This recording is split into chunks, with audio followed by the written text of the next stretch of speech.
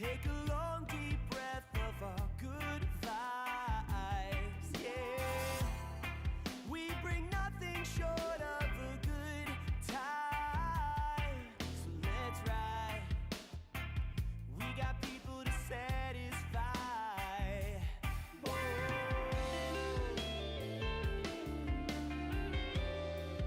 But the voices in the shadows, they echo.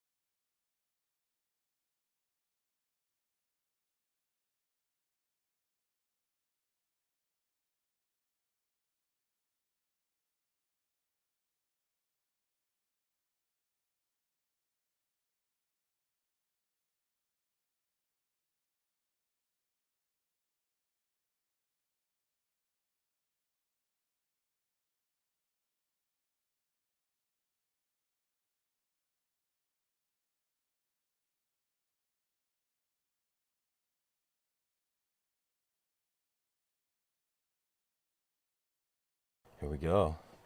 Hi, good morning. Facebook and YouTube. That's right. Here I am kicking it off. Sunday. What is it? April 30th. Let's go live on Instagram. Ready, guys? Okay. Going live on Instagram. Checking connection. That's right. Let's fix mustache. Oh, it says I'm live. Okay. All right, guys. Here we go.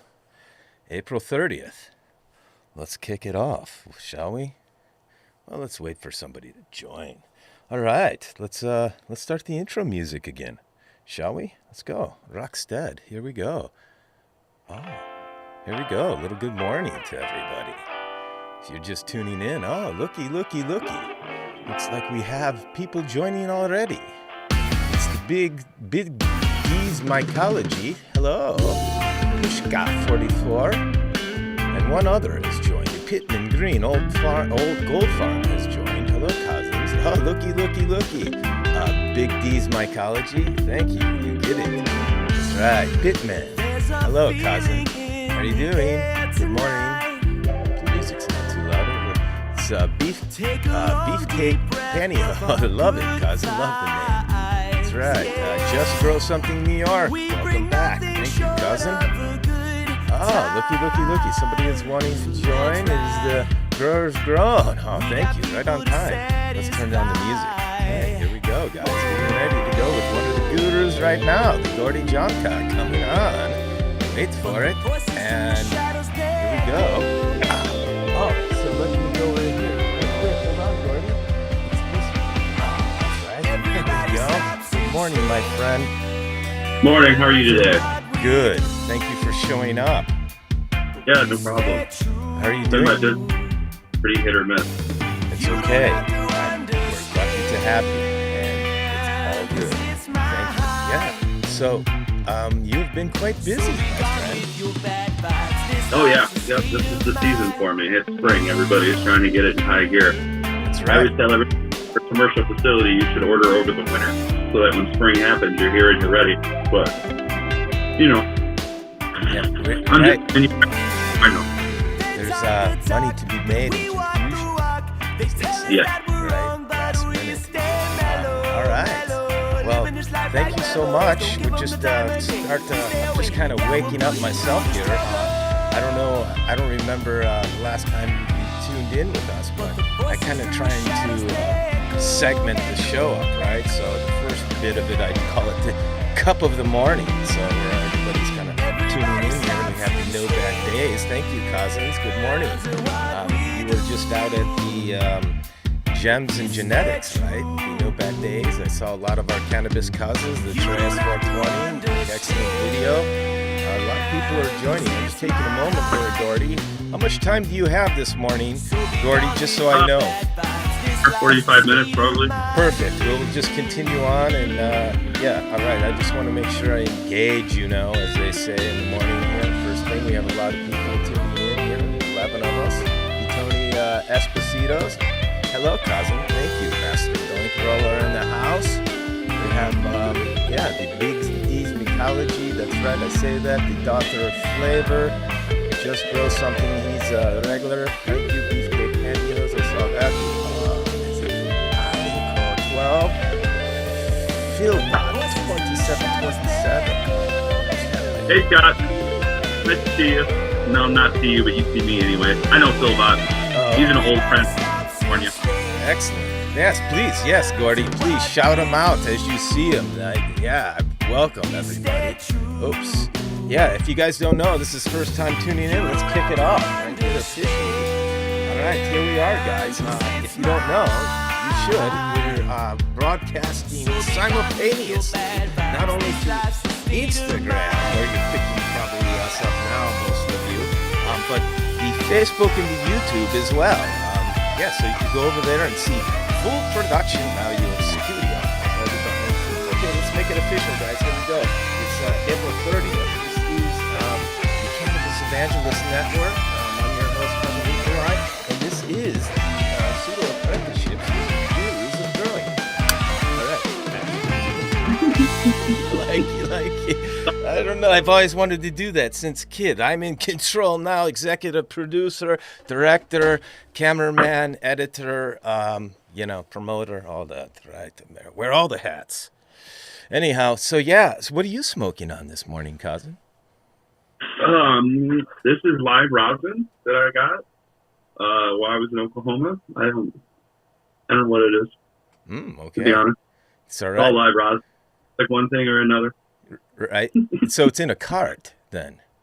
Yeah, it's in a cart. It is. I don't know. I'm testing these for this guy. He gave me about 50 of them. There's been a particularly thick fail rate on them. So it's just 100% live rosin. So normally you go to a dispo by us, right? And you're like, oh, I want a live rosin cart. And it's real runny and stuff in the cart. And that's because it's live rosin and distillate. Right. So these don't have distillate in them. So he's trying to test a formula where we don't have to, or he doesn't have to put distillate into it. So right to emulsify. But that's why we test them. All right. Well, lucky you've got 50 of them to test. I would like to test one myself. Anyhow, what did they say? Fringe benefits, as they say. Fringe benefits, right? Yeah, right. I got Cannabis Cup. I'm a judge next week. Where at? Which one? Denver. Oh. At the Pepsi. That will be proper, no doubt. Yeah, right. Going to the Pepsi Center. It makes me think of South Park instantly. Every time I'm in Denver, it's like, where can I go see South Park stuff? You watch South Park? I don't anymore. What else do I do but this? But yeah, I know somewhat of your references, but no, I'm a bit past that. I had never mind. I won't get into that. Go ahead. But please clear it up for your cousin Nikolai. Clue me in. I was going to say, I went to Casa Bonita, which is an episode where Cartman goes to Butter's birthday party at this Mexican restaurant with a waterfall and stuff. Okay. And Matt and Trey, they bought this restaurant in Denver. It's a real place you can go to, and it's South Park themed and stuff. But they put $14 million into it and can't open it up. And they can't. If the new season at all, and you saw the episode where they were redoing the hot dog stand that Cartman lives in, that is what's going on with Casa Bonita, as they need more money from the investors, and then that's a joke restaurant. So, okay, I follow almost all of that. So I know the people that, the cousins that watch the South Park can appreciate the references. Just so I'm clear. So, yeah, I get the analogy of the real one and the fake one. So is the real one having problems just like the cartoon? Yeah, they've never been able to open it. They've dumped millions of dollars into it and just have not gotten it opened yet. So it's kind of like the reference everybody is making to The Simpsons predicting the future of things in the world. Yeah, exactly. Something like that, right? Yeah. It's the reference, guys. It's actually out there. You go to Denver, it's called Casa Bonita. It's like this really off pink-colored, Mexican missionary church style building. Okay. It's got a water inside of it, and it's just kind of like what am I thinking of? It's just like a Mexican restaurant. It's nothing really overly exciting. Okay. And you brought this up because we were talking about the cup and the Pepsi Center. Oh, the Pepsi Center reminded you of South Park, and I get it. Okay. Perfect time to segue into the Professor of Shark. Hello, cousin. Morning. Howdy, friends. Look at that sunflower behind you. The Miss Flora Fox is doing quite well with these sunflowers, is she not? No. She's invaded everything here. And now I've got potatoes and sunflowers and just a nightmare. I love her. This is great. Look at, she check brought... this out, guys. Go ahead. I have something to gloat about. What is it? I don't know if you can see it, but... Oh, I see something. Okay. Oh, there she is. Okay, it's a big article of her. This is a blow-up from our magazine spread in Ethos, Volume 5. Nice. Excellent, cousin. I'm a published person now. It feels nice. How's everybody doing today? Great. Good. Great, cousin.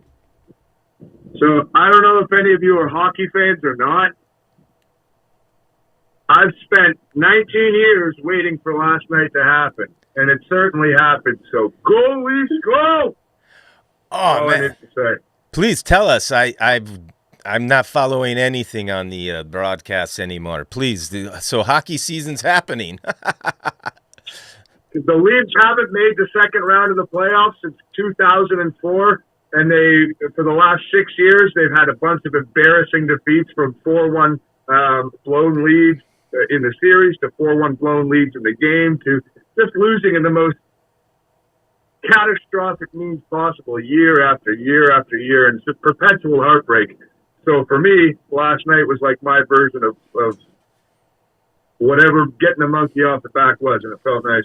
That's great. It's always good to have something to celebrate, these little things in life. I know the Flora Fox, I've seen her with her jersey and her post of how she used to go with her dad to the games, right? And it's a big thing for her, right? So she must have just been tickled pink, as they say.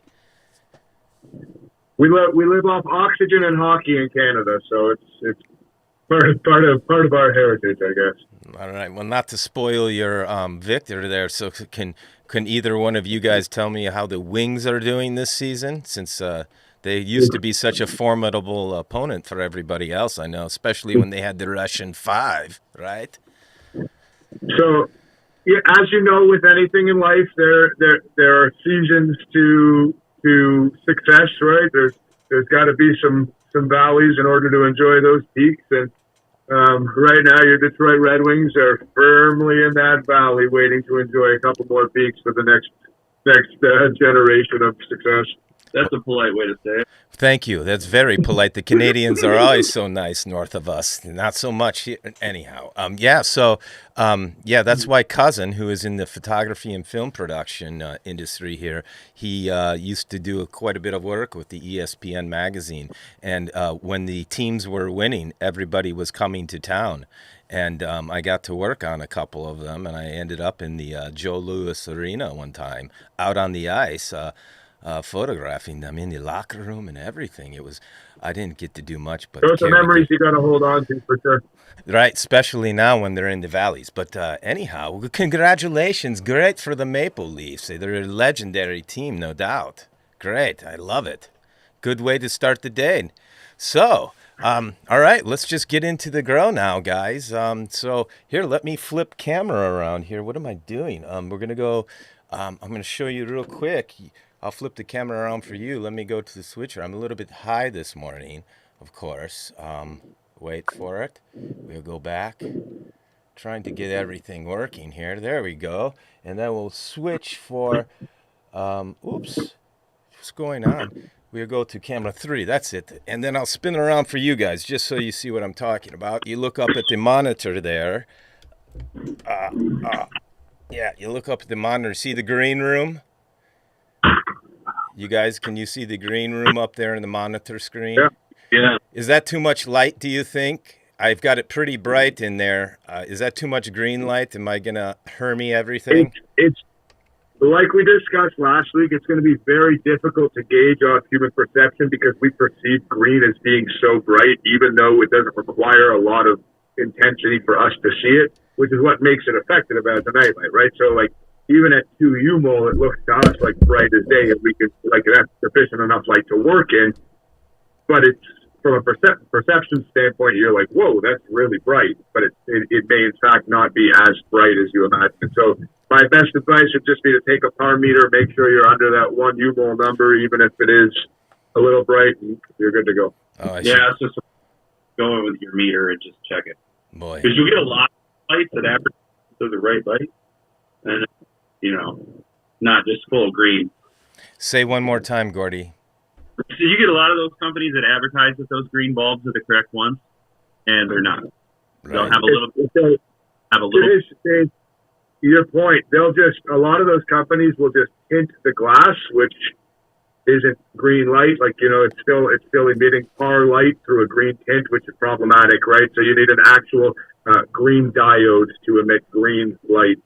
Oh, shit, I got to get back there. You guys have talk amongst yourselves for a minute. I'm going to shut it all down because I have some of Cousin's photography lights with the green. And, oh, shit, hold on. Yeah, tinted glass, it's not the right thing. So how's your week going, man? It's been good. I've been busy.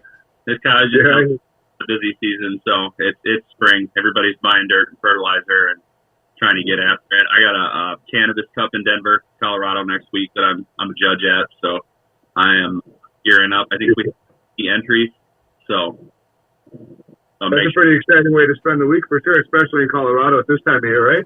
Yeah, it's good. I get all that early spring out light depth and stuff. I feel like it's better than their full sun stuff. You know, it's funny because everybody's like, you know, I come from Michigan, right? And I'm so used to our indoor market that we have here on sea level.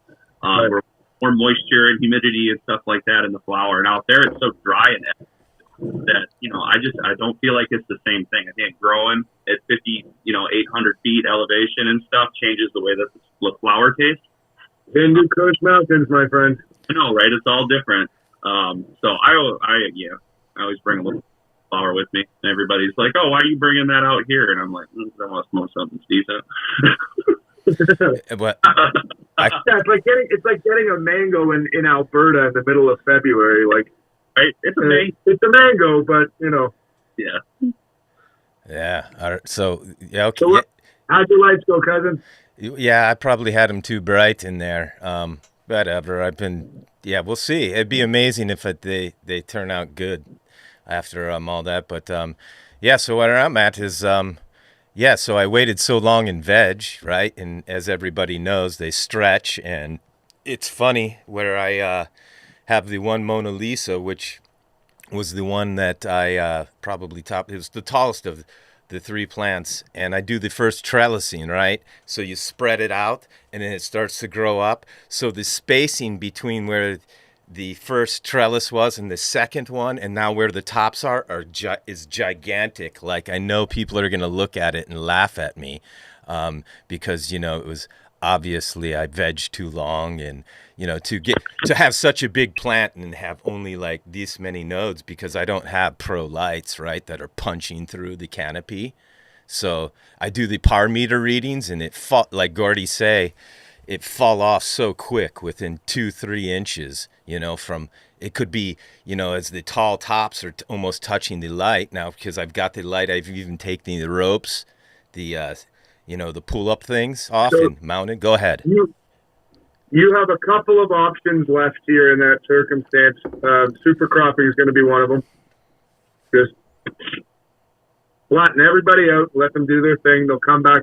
Like, some of them will stand right back up. Some of them will sort of hook like this, but you'll gain a little more ceiling space doing that while not harming them. If any of them happen to break or split, just tape them up real quick. It's not super ideal, but more ideal than having everything sort of bunch up and close up on you. And then you're about you're just about a week, about a couple of days past stretch at this point, right? I believe so. Yeah, this is third week now. So I noticed they slowed down, but just yesterday I realized, they are still creeping towards the light. They're going to, and a misconception here is people think that stretch is done, plants have stopped growing, and that's where they're just going to be. They're going to keep coming up until week 6 or whatever, but just at a much slower rate.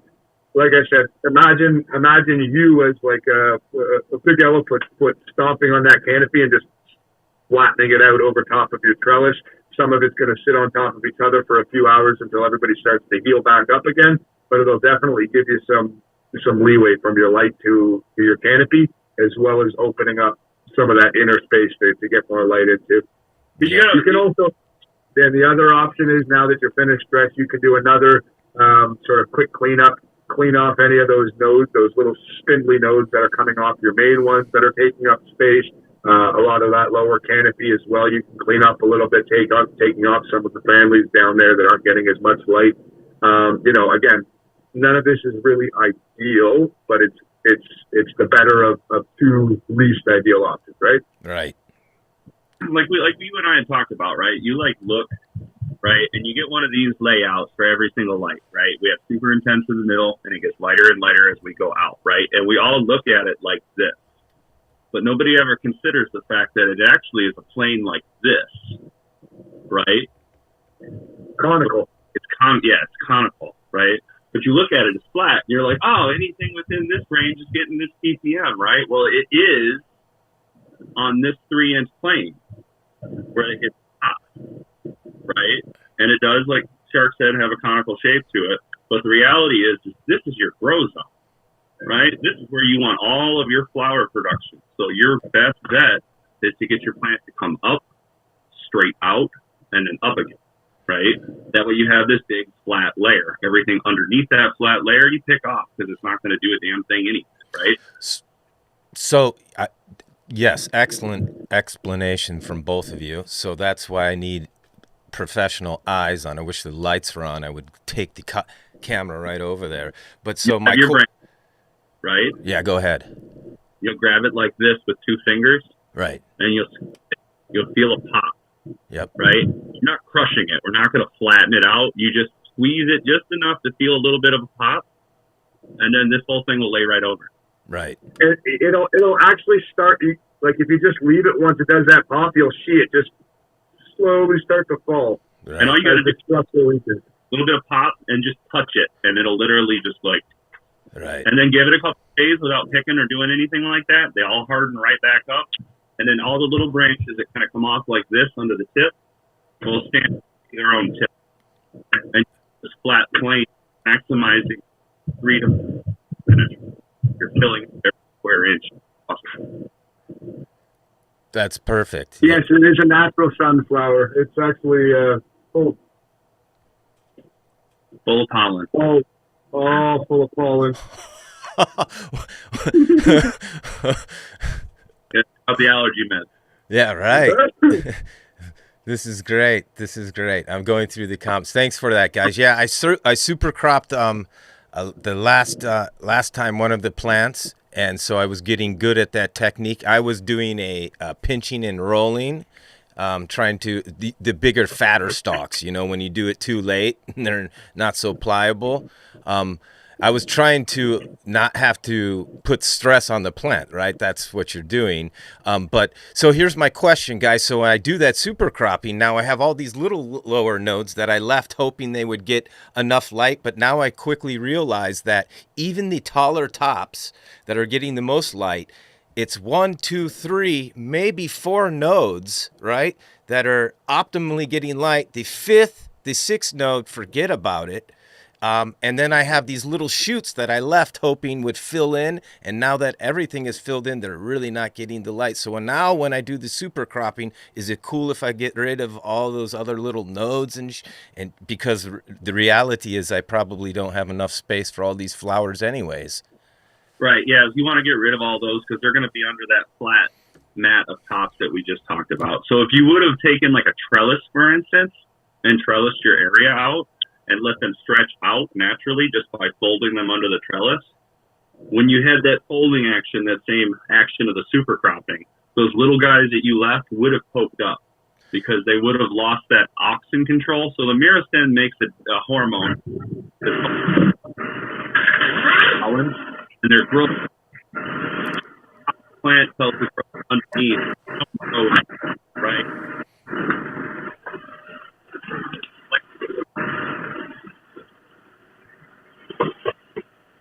So you see how under here the stem will come up, right? That used to be my main apical stem, but these side nodes I've trained under the net here, and I just keep pulling them further and further, and you can see that each one of those nodes comes up to be its own sort of thing, right? Now I've got 1, 2, 3 nodes that are going to get really tight and compact in each other, and they're all sort of right within that zone of the light that we want to keep it at, right? So even though they're going to continue stretching, you can just sort of keep pulling them back, pulling them back, pulling them back, and once you get underneath, like you'll see this, for example, doesn't need to be here. I'm just going to come in and clear that off. So it's going to prevent it from consuming any energy in the plant that we want directed up towards that canopy, and we're going to alleviate things like airflow issues, shade avoidance issues, etc. Yep. So what I needed to do was raise my trellis up and bend the taller ones that were the tallest, right, and get rid of the little nodes. Instead, I let everything grow straight up after the second trellis, and I should have raised that second trellis because I have the ability. And I do that reel last night for you, Shark, with your Scrognet setup. And so I can adjust mine with the Velcro straps, slide them up the poles, and do a pseudo style like you're doing. But yeah, I will do that tonight. So next question is so I did a major defoliation at, well, we'll say it was day 21, but I do it earlier because Gordy said it was okay to do it ever. The plants don't know what day it is, he says. He said, just do it when it needs it, cousin. They'll work it out. So I do that, and I strip them down, cousins, and they look good. Now I forget what I was going to ask. Fuck. Excuse language. Yeah, anyhow, so guess it wasn't important. There it goes. It happens to me all the time. So I wanted to mention it before we move on real quick, back to the trellis, where we just moved. So averagely, people under LEDs are running in a 4x4 area, right? So a trellis setting a normal trellis that you buy come in 6-inch by 6-inch squares. So you have 16 square feet, 32, which is 64 trellis squares, right? So you need 56 grams per square foot. Let's do this one more time. I do math for commercial guys all the time to dial in where their shit should be at. So I like it. Run this equation normally for people. Go ahead. Give us. So you need 14.1875 grams per square in your trellis to average 2 pounds off the one light. Off a 6-inch square. Off a 6-inch square. That's why I tell people a wasted square takes away from your average. So when we come up, we bring our can out through the and we get little guys to fill in the square, right? It's about one big math equation. You got to have so many plants for so many grams per square inch to get your yield. And then you start balancing things like gram per square foot off grams per watt, right? How many watts input do you want to have? Right? And we go from there. So like that video I sent you that I didn't share with the world here, just shared with you, that's 1,600 watts, and I'm probably looking at 3 to 3.5 pounds off. And through that, so for every square, what does that mean? How much flower should you be pulling out of each square of your trellis net in order to achieve that number? And the answer is that your colas should sort of kind of look like this, 8 to 10 inches long coming out of each square, right? And they should fill that 8 to 10 inch canopy depth. So if you imagine that your trellis squares were like this, instead of having, multiple buds all squeezed together tight like this that are only sort of that tall, you want to fill each square once it's finished stretching. And like I said, you've got about 8 to 10 inches worth of light penetration to go into your canopy, right? So you would imagine that the bottom of your trellis was right here where my hands are, and that's what's sort of sticking up through your trellis, getting the rest of your light through flower. That's half ounce. One cola through trellis, Shark? Generally, you can fit a couple, so 2 or 3, okay. Depending on how the plant's strained. But for the most part, based on the fact that here you're going to have fan leaves sticking out here, fan leaves sticking out here, fan leaves sticking out here, you can sort of fit 1 or 2 of these in each square comfortably while mitigating airflow issues and lack of light. Now you're getting that depth penetration because you have the big pro lights, right? The big ones that you're pushing above probably 800 to 1,000, right? Equivalent. Yeah, so I'm running those. I'm running my space at around 1,100 ppft. But even that being said, it all comes down to if you have 1 cola per square, your light is more than sufficient to get that penetrative value through to the 10 inches of that 1 cola sitting in that square. If it's all bunched up and there's we'll use these as an example. As soon as you put the one fan leaf over the other fan leaf, you're down to 5 U-mole under those in that shade. It's not a lot of light at all, right? So if you can mitigate bunching everything up in the anticipation of having 85 colas versus 65, you're going to get a larger production out of the 65 versus trying to stuff more in there. Okay. And you remember how we talked about your outdoor that did the 4x4 topping? 4 nodes topped them. all top, and then we end because that gives you 64. Right. Right. So topping. So I call it You were topping, right? How many times topping? You're going to top the twice. Only 2 times throughout the plant's life. When it hits its 5th node, we pick the 5th node off and we leave 4. Those all branch out. When those all get to be 5 nodes again, we pick that 5th node off, and all 4 branches have 4 more branches that come off, and those are all main tops. Now, all of those will have their own subsequent auxiliary come off, and you end up with essentially 16 to 20 tops that all act like individual plants coming off the same stem. And that's where you bend over wide again, and then all of a sudden we're filling up that full 20 square feet or that full 16 square feet with that plant. Ah, I see. Right? And then we're looking at that actual growth rate of that area of growth. Because the reality is it's only 20 or it's only 16 square feet. You may have a 3-foot plant, but it's only a foot of canopy actual growable area. So it is 100%. So somebody asked me yesterday if I had the space, would I grow 8-foot plants or do I prefer short and compact plants? I don't want my plants to be, tight, really compact and bushy, but having, 3 feet of plants where that first 2 feet is stem and offshoots, that's ideal for me. Anywhere beyond that, that your plant is using a lot of vegetative energy through transition to get that stretch through, and too short, and you might have, node spacing issues that are too compact, too dense, not getting the full potential out of that. But the taller your plants get, even if it looks, like, oh, look how much flower it can produce because it's 8 feet tall, that energy had to come from somewhere to get that stem elongation, that leaf production, and that came at the expense of flower production during a critical time when we're trying to develop additional nodes and keep that internodal spacing, at a manageable distance. And there are other options. I know that you're sponsored, so I'm not going to throw out a bunch of more stuff that's on the market. But you and I talked about it before. There's a variety of lights, and looking at light penetration and depth is why some of those lights are $1,200, $1,500 a piece. Right. Right. We can all get away at home with a nice $600 light or a $500 light or something like that for your average home use. But when you really start thinking, like, why is this light so much more money? And it's because it doesn't grow this. It grows 4 or 5 feet. And that comes down to a number of factors. Like, I know lighting can be a very tricky subject, and companies like to push different metrics that don't necessarily equate to better production.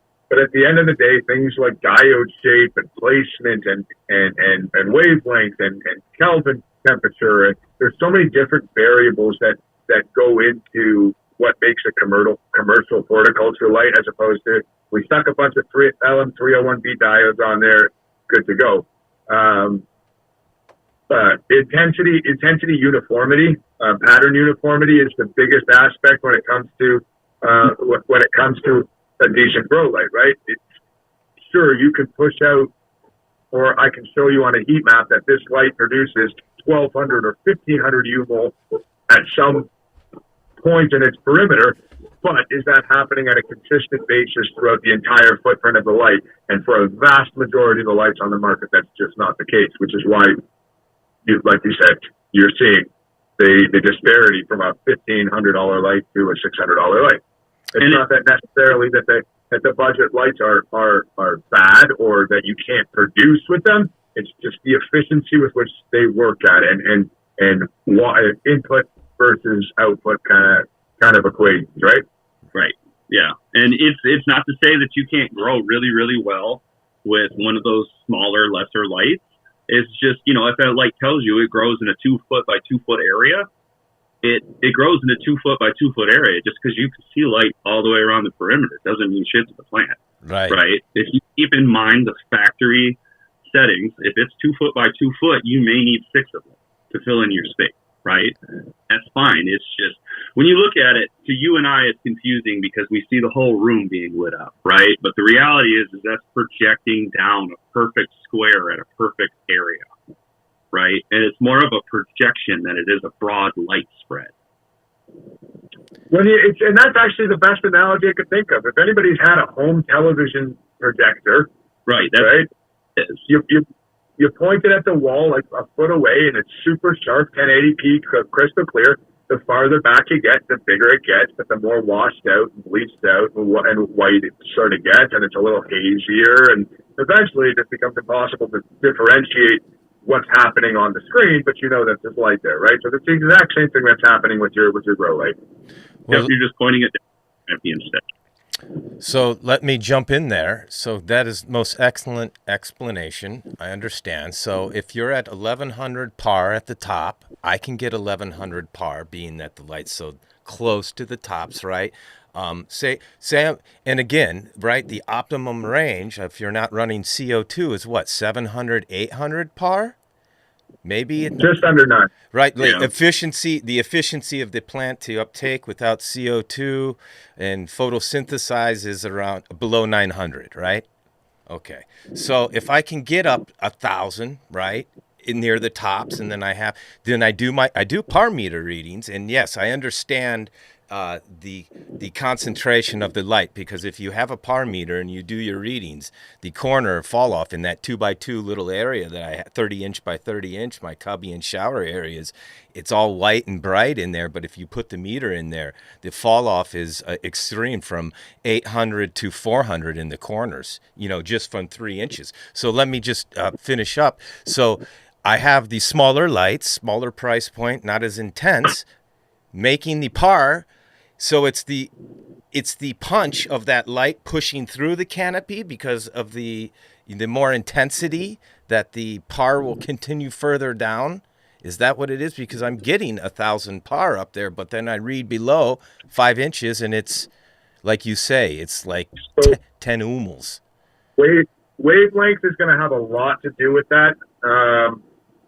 The red and blue ends of the spectrum are very efficient because they excite the chloroplast really, really fast, creating a lot of energy.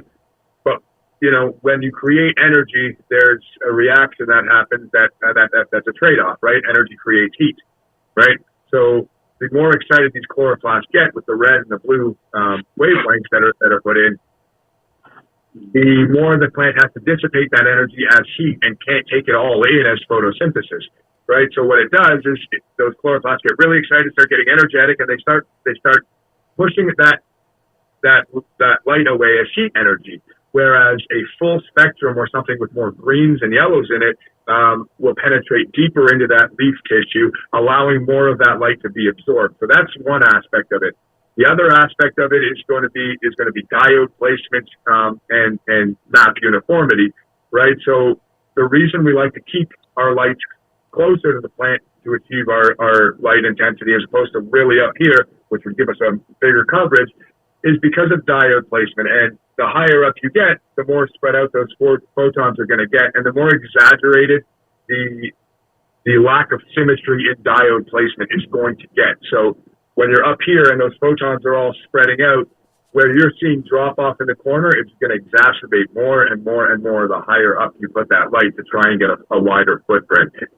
So the more expensive commercial lights tend to have a better, more efficient diode placement, a better map uniformity as far as how that light is displaced throughout the entire space based on diode shape, cover, lensing, electrical efficiency, diode count. Like there's a lot that goes into it, but if you're able to hit your 900 mark at a relatively close hang height, I'd say you're in a good position. So it doesn't really, you read the manufacturer specs, they say 12 to 16 inches above canopy. That's at least where they're doing their max intensity par reading, right? You'd read that, and it's really, they're at 12 inches, right, is where they're getting those big numbers. And it's an average of all the numbers. So really their numbers aren't quite always up to par. But so So It's a lot to think. it's well, no, and this is what I wanted to say. So the smaller the light, the less amount of diodes, and so the less amount of reds or blues or whatever the accent, wavelengths that they're putting in spectrums. So I could see this is what I'm gonna say. So if I want to punch through the canopy, I only have to worry about the flowers getting bleached out or fried, the pistils getting fried. That's how I'll know it's too close, right? I'm going to push as close to the canopy as possible with still good spread. I'll check with par meter. But I guess here's the question. It's really, really, I'm just going to stop you for 1 second because I always hear this. It's actually really, really, really hard to bleach a flower. Okay. Like you've got to be right up against that light at 1,000 plus ppfd and 30-degree temperature for 8 hours on end. But if you're this far away from your light at 900 ppfd and you've got airflow, I guarantee you're not bleaching that flower. You won't fry the pistils? You get more in high pressure.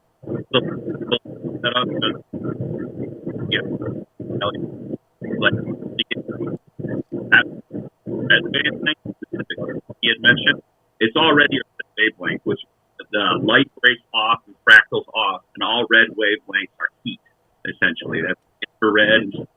You're already exciting the plant photosynthesis-wise with red light. And if you get it closer and closer and the par gets too close with that red light, then it's like standing under a UV, you and I are going to get sunburned. And that's more or less what you're going to see. Whereas an LED is a broad spectrum light, and it's not so much focusing in on that red wavelength as it is all of the wavelengths at once. So you're giving the plant the ability. Yeah, so most of my lights actually have dual channels where you can turn the red up. I see a lot of people will in mid-flower, it's 100 and 100. My red light never goes above the 30% mark ever. Even in peak flower, right? I'll be pushing by 1100 UVol, and that red light is still at 30% because very misunderstood science when it comes to red lights and flowering. Interesting. Very much technical talk. It'd be great to have one of these lighting manufacturers have one of their tech departments get on a call and get involved in one of these conversations. Sometime maybe we'll have that. Well, thank you guys. Let me take a moment here and check the comments. We had a lot of people interacting. I just want to jump in and say, if you have any questions, best thing to do is there's a little question icon at the bottom, because I'm not scrolling through the comments as I'm trying to pay attention. And so if you really do have a question you want us to hear, the best thing to do is put it in the question comment icon thing below. That's it. It's a question icon. Hit that and ask your question, and I'll see it eventually, and I'll be able to ask one of the gurus here. So that's excellent. So Shark, tell us about the trellis net again. I do the reel. I forget the name of. I tagged them. I already forget their name. We Grow Buds. Yeah, We Grow Buds. Tell us more about them. They do some other stuff too. Give them a shout out, cousin. Yeah, so my buddy Sam, he's actually a super cool guy. He's very, very innovative, and he's doing a lot of cool sort of things for the home grow space as far as how to make, some of those processes easier. He's come out with this automated 5x5 trellis net that doubles as a high CFM kit. So it's got the two tent poles it's got the tent poles that click directly into your tent and latch on to create a sort of a frame in the middle of your tent. If you have that negative pressure issue that some people have running, high CFM fans, it'll keep the tent from bowing in too intensely and causing some of that arcing that you see in a lot of these tents, while also being able to adjust the net up and down fully throughout the grow if I need it higher or lower. Super cool little innovation to have, just lying around. It came in a box, click, click, click, and in it went. And when you're done, you can just sort of slide it up. I'm going to cut it out. I don't ever bother just finishing around with the net. Just don't tell him. But you can slide it up and pull it out to reuse it if you really want. I'm going to cut it out to get a new one when I'm done. But they are super cool. Nice. I don't recommend using trellis in any circumstance.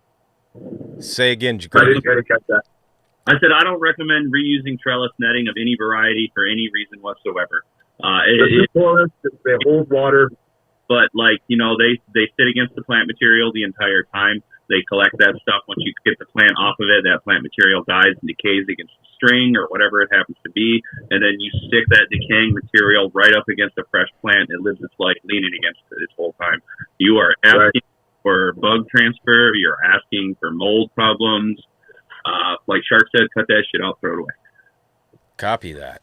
Good thing you said that. I would have tried to reuse these elastic Sure, AC. and the justification tends to be, I don't really want to go out and get another $20 elastic net. Like, I'll just save it, but well worth throwing the $20 out to start fresh. For sure. I buy the string ones, dude. They're like $12, and you get like 25 net.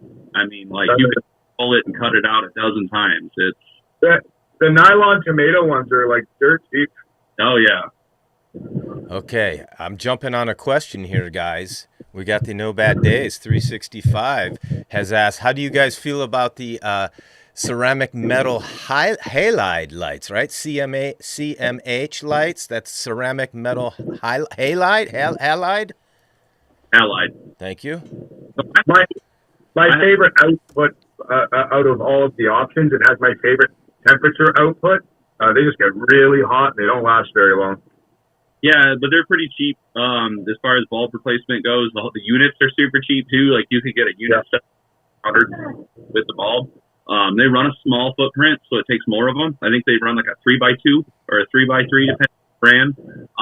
I don't recommend the 1630s, or what is it? So they come in 315s for the small one, and then a 630 watt, right? The 630 runs two bulbs end to end like this, rather than one. And it makes a hot area. That's really will cause that bleaching that we just talked about. So it's better to run two 315s side by side than it is. It's just better for your footprint, same electricity. It's just better in general. But they came out at a really piss poor time, to be honest. They came out right when LED technology finally took off. And if they would have hit the market a few years earlier, dude, you would see them everywhere. But it's kind of like, it's good technology at the wrong time. But they put out really quality flower. It's like this full spectrum light. The CRI is as close as you can get, for sure. Yeah, it's awesome. But they're, like I said, they're just came out at a weird time. All right. They're like a DVD to a Blu-ray. That's a good analogy. All right, I'll wait for Shark. We have another question. I'll wait for the Shark to handle the situation. Come back. Thank you for that, guys. Excellent explanation, Mr. Gordy. That's right. So I'm waving at everybody. We have Hey guys, I'm sorry about the lag on Instagram. It's between and the sound. It's not like Zoom. It doesn't cancel out the sound, so whatever background noise it's dominating is dominating the audio here. And so with the lag issue, you guys, if you wanted to get slick with things, you could pull up your laptop and go to YouTube or Facebook and see full production value of the other cameras running the simultaneous live streams there. And when I do the editing, I notice that the feed from my phone coming into the main system is always clear and without the laggy lag. So, so you could do playbacks afterwards, but they're quite long-winded. You'd have to fast forward a bit to get to the good parts. Trying to work it out, how this will all work out. Thank you, Gordy, for shouting out there to the Nitro New York. I saw your question, waiting for the Shark to come back, just so he doesn't break through your most excellent explanation. Why don't you go ahead and start touching on it, though? I was going to say, I'll start on this one. I got to go after this stuff. So I'm not exactly sure what he was asking. That's why I asked him to clarify a little bit more. ppm is for parts per million. So that's how many parts nutrient per million parts water. So if metric scale is, you read that on a 700 scale. If you're here in the U.S. on standard, then you're going to read that on a 500 scale. So that's important to know. And by that, the just generally how that equates math-wise over to EC, whether that's 700 or 500 and a reference point. So, and then EC is electrical conductivity, which was actually the most recent, newest way to read nutrients. It's recent, but it's still decades old. But it was meant to standardize globally, just general nutrient reading so that we are all on the same page, whether we're in metric or not. And that is the conductivity of rate of electricity moving through the solution. So the higher your parts per million, the faster electricity cuts through the water. Right, so that's essentially like the basic explanation of how that works. I'm sure Shark's got something, but I can make it super. Explain it like I'm 5, right? If anybody ever played the game Subway Surfer on your iPad, where you got to jump from subway to subway, avoiding the gaps, right? So the more subways we have on our track, the easier it is for us to jump from subway to subway to subway, getting to our root system. Right, and if our EC is really low, we've got only a couple of subways on that track. We've got a large gap to jump. So the same theory applies with your electrical conductivity of your solution. Your minerals are ions, act as salts, act as the conductivity for that electrical conductivity through that solution. And if you want some cheap, easy stoner math, right, and you're at home like, how do I convert my 500 ppm scale over to EC, right? What we're going to do is we're going to drop the 2 zeros from the number, right? So if we have 1100, we're going to drop those 2 zeros, and we're going to put a decimal between the first and the second number, and then we're going to multiply that by 2. So 1100 converts to 1.2 is 2.2. That's your EC. It's I'm sure that's not the correct way to do it. I'm sure there's it's literally close enough. Close enough, though, and it'll give you the same number essentially. Interesting. Thank you for that.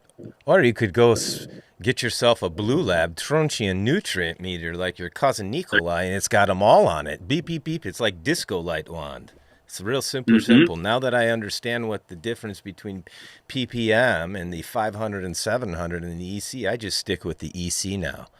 And I did not know that it was I knew about I knew the term electrical conductivity, but I like how you explain how it's good, like through the water, how fast it goes through the water and the amount of subway channels there are to jump through. That's great, guys. Thank you for that.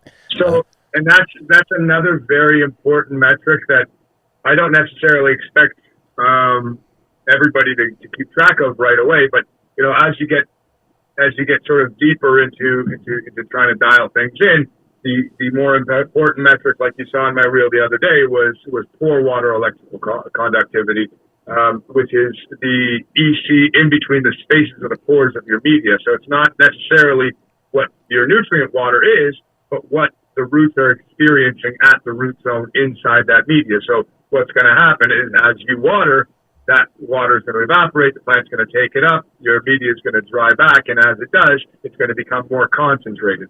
And this is called stacking our EC, where we let it dry back to a certain period, we add more water, bring it down, not all the way, and then it dries out further, slowly climbing higher and higher and higher till we're at that zone we want to be for flowering, for example. So if you're looking at my nutrient EC going in is 2 EC, it's coming out at 2.2 EC, but my root zone is at 6 EC. That's not alarming. That's where we want it to be. It's just that we're not bringing those dissolved salts inside the media back down as we add new irrigation events to it. Thank you for that. Looks like we have another question already, guys. It's how would you adjust the EC? He's asking. So the EC you would adjust for several reasons. One, on a base level, is we would see pit burn in whatever type of situation that we're at. That means that we're feeding too high. So you would lower that down. I'm not a flushing guy, right? Like I flush at the end, and you have all these people who are like, "Oh, this shit happened to me. I better flush real quick and start back over." But really, I just feed lower, right? If I have too much going on, and that's really understanding dryback and stacking, right? Which more on, we should really spend a bunch of time on dryback and stacking, right? Because those are a little bit more complex once you learn how to grow and you start really branching out, making it more technical, that's like more upper level type technicality. But we're maintaining a certain nutrient volume in the media, essentially, right? So when we understand how to take a reading out of a stone wool block or out of a cocoa medium, then we understand what the plant is feeding at, right? And we're thinking, okay, this is stacked up too high. We can lower the EC rate down and the plant will eat less. And if you start having too low of a stack, you can increase your EC of your media to help that stack up higher.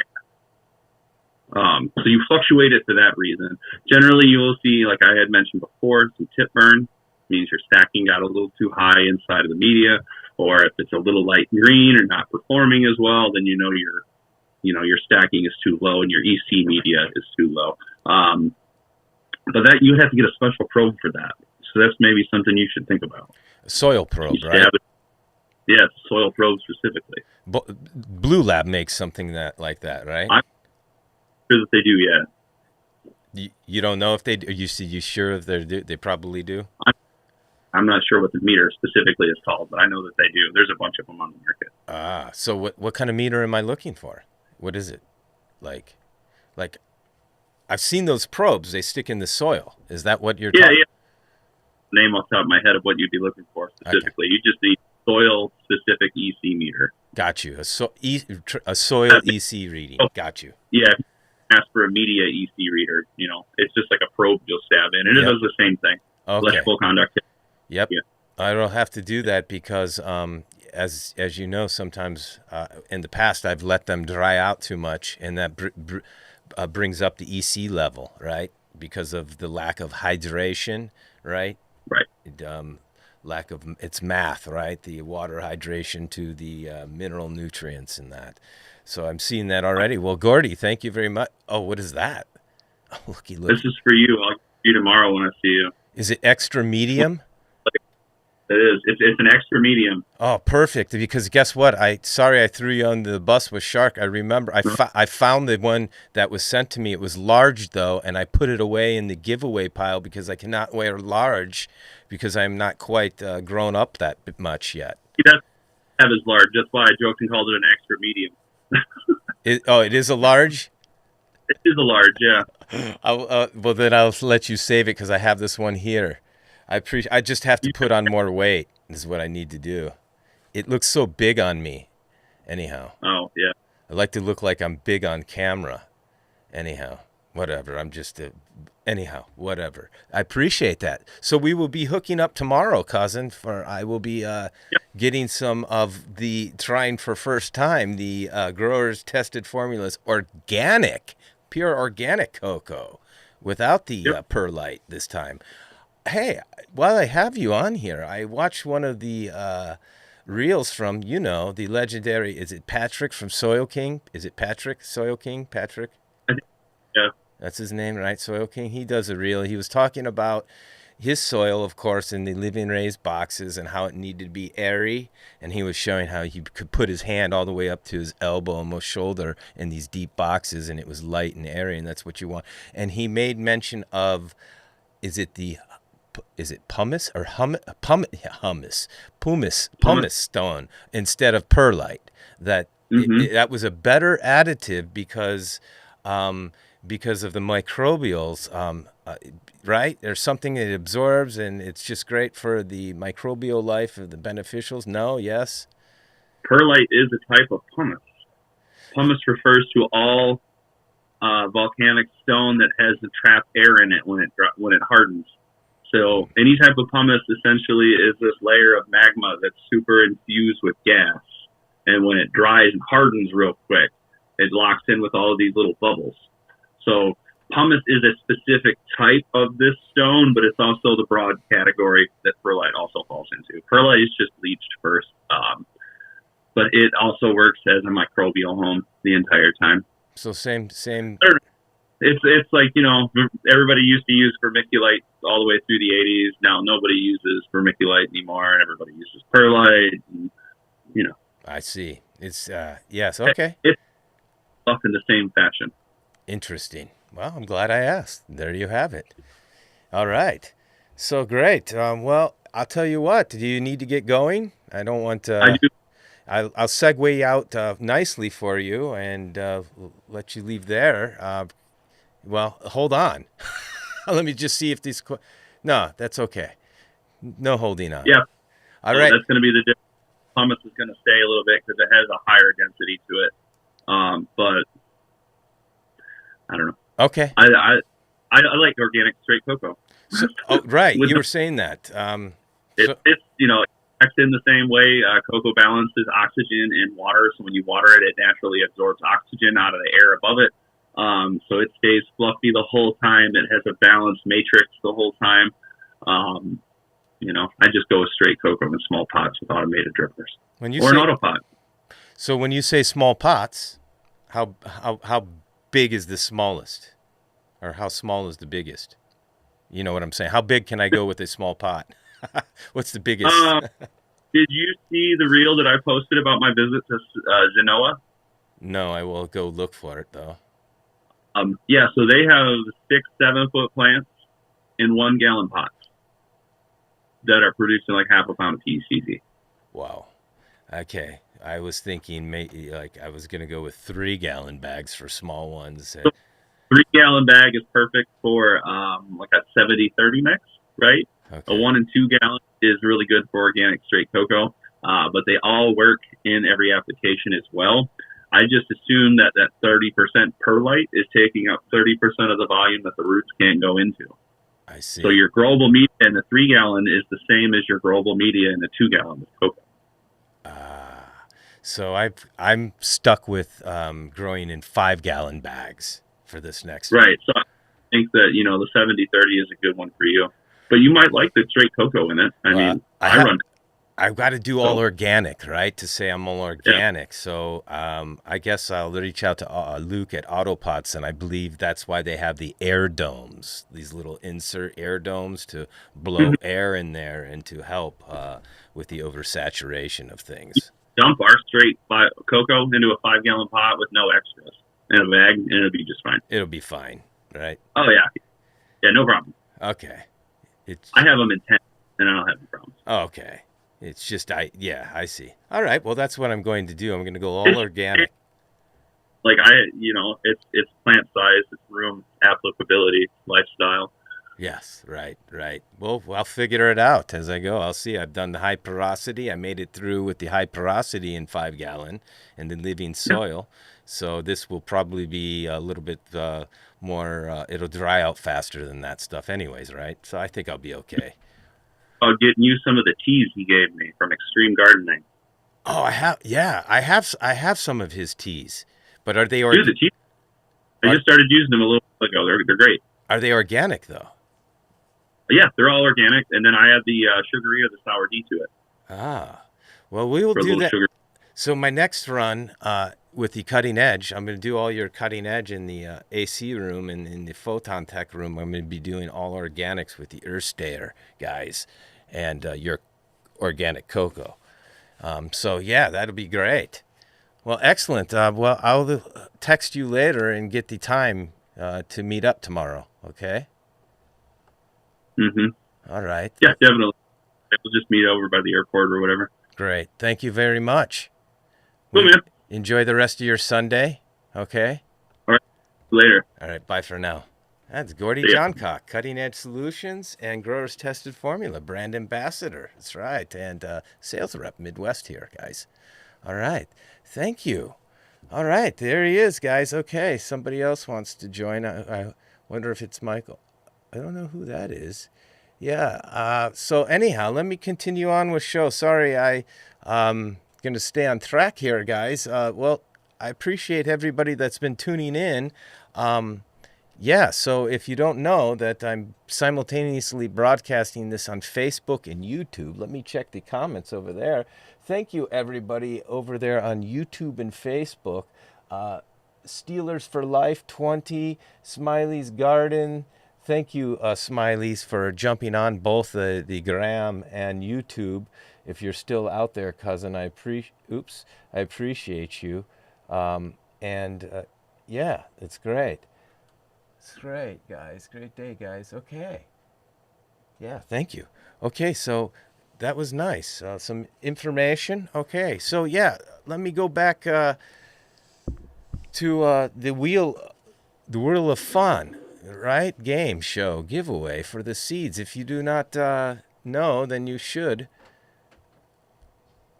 You have to go to your cousin Nikolai's website and go to the game show up in the menu bar and check out the rules and follow along and jump through the hoops and send me your email so you can get on the contestant list for the spinoff. So, excuse me while I yawn and check. Yeah, let me check. I'm checking junk mail to make sure I didn't get any other extra emails I missed. So yeah, what ends up happening is you do all the follows, and then you end up sending me an email with your Instagram name, and you get entered on the list to, excuse me, do the spinoff. That's right. The Whirl of Fun spinoff where you can win, wait for it, seeds. Yes, right, guys, from the up-and-coming breeders here in Michigan that I meet up and become friends, Cannabis cousin friends with, and bring them into the Seed Bank International, the Michael Fang genetic designers Seed Bank International, guys. The Starline Genetics, the Leaf Cycle, Private Reserve, that's right, and the Smiley's Angels, guys. You can win on the Whirl of Fun. You just have to go to the website and follow the rules. So, yeah, last time I left it, guys, we will get to that shortly. That's what we do at the end here. What time is it? It's already 11 o'clock. Okay, we'll be going a little bit longer, 54 more minutes, guys. It's 11:06. We'll go 54 minutes. In the last 20 minutes, I'll do game show giveaway. But in meantime, we'll talk a little bit more here. Maybe do a little smoky smoke. And then I'll do the unboxing. I have to do an unboxing this morning, guys. I have to get through it. So I forgot to put... Oh, I have it right here. The website is up. All right, that's good. What's going on? I will check the emails real quick, guys. Yeah, you should go to YouTube and Facebook and check it out. Hey, all right. So let me see some of... I'll scroll down to the bottom, guys. I'm sorry if I missed your comments and that. I appreciate... I can't wave it. I was trying to wave at everybody, and then that stuff pops up. I want to thank everybody for joining. The Meto Seeds, the Hastro Boy. Yes, Adordo, Peanut Weed. I can't say things right. Sorry, cousin. Rasta Fred 420. Stacking is... Oh, I'm way... Lots of comments. I need to scroll way down, guys. So where am I? Oh, boy. I appreciate a lot of your comments and stuff. It's great you're interacting with each other there, too, guys. Okay, we'll take care, everyone, anyone. All right, Nick Rose, thank you, everyone, for tuning in. That's right. We got our seeds this week. All right, No Bad Days. Got them from Smiley's. All right. Thank you, Smiley's, for... taking care of business. Okay, we'll take care of it, all right? That's right, okay. So, yeah, top of the world to you, cousin. Oh, thank you, 40 and Fab, too. Thank you, cousin. Native Cultivation, Michigan joined. Thank you, cousin, for joining. J Smiles 52, hello, cousin. Thank you for the shout-outs, guys. There's 10 of us online right now. What are you guys smoking? Oh, yeah, it's time to take one. What do you say? Yes, I was up too late again, guys. I was taking care of business. Quite parched. Yes, my friend. Dutch Girl 420 joined. There's 11 of us on. I'm pulling 11. I used to only pull 3. Now I get 11. Thank you, guys. I appreciate you spending some time. Yeah, so, yeah, if you don't know and you want to win some seeds and you have not won already... Please go to website, cousinnikolai.com, link in bio, the Koji link in bio. You find all my links. Go to the website and follow the rules. Follow all the growers here. Evolve 420. Hello, Kazan. How are you doing, my friend? Thank you for tuning back in. Cheers. Oh, looky. Smoking the platinum garlic out here in Oklahoma, Smokoloma. All right. Kazan J Smiles, 52 from Oklahoma. Hello, Kazan. It's 3 a.m. in the morning here, Patty 106. Where are you overseas, Kazan? I forget. Where are you? Is it Spain? Where are you, Kazan? Talk to me. The good morning, G. Thank you, Kazan. Dutch Grow 420. All right. My cousins are here. I think I'll smoke one with you guys. Let me get my bong. It's a bit dirty. Don't laugh. I was getting down to business yesterday. I have not cleaned out. Start with fresh water in the mornings, guys. Clean, and then it ends up. Excuse me. Oh. All right. Maybe I put too much indica in my mix today. I do a trio of flower buds from the leaf cycle, guys. That's right. I've got some of the leaf cycle caregiver from South Island, New Zealand. The Patty. That's right. You were from New Zealand. That's right. The Kiwi. Hello, Patties. That's right, New Zealand. It's 3 a.m. You're up late, burning the midnight oil. I was up till like 4 a.m. last night, this morning. Hello, my friend. Sheikh Azir 70. Sorry, I cannot pronounce. I need to hear you say your name, Kazan. Shaikhi Azir 786 is from India. We have someone all the way from India, guys. Are you there now, or are you just from India? You're residing in India now? Good morning. He's from India. He's residing in India. That's wonderful, cousin. Yes. Excellent. Glad to have you. The Inspired Grower has joined us. Hello, cousin. Welcome back. Thank you. That's wonderful. New Zealand and India. I love it. It makes things exciting here. It does. Makes it interesting. It's great. It's like having pen pals everywhere. It's what Grandpapa used to tell me to do. Make sure you keep in touch with your friends and your cousins in the new countries, right? And keep in touch. Thank you, cousin. I appreciate it. I'm glad you like to tune into the show, and it's worth hanging out here. It gives you something of value, or entertainment at least. It's great. That's right. I'm going to be doing an unboxing, guys, of the Aero Mixer. I do a pre-unboxing a while ago. I don't even remember when I do it. If it was live, it probably was live. But I have the Aero Mixer, guys. Are you familiar with the Aero Mixer? Are you? Well, if not, I will tell you. You should be. It's most excellent, pump, water pump, plus it mixes, right? Hence the name, Aero Mixer. That's right. All right, guys. Yes, cousin. So, Shake. I call you Shake. Can I say it like the cousin is good? Going global. Hello, world. Yes, cousin Rich, I'm going global. International jet setter. Yes.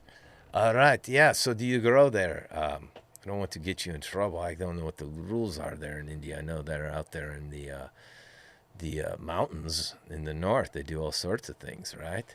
But tell us more about it, cousin. He says you like it, hydro. All right. I like it, hydro. What, you like the hat, or you like to grow in hydro? Anyhow, let us know.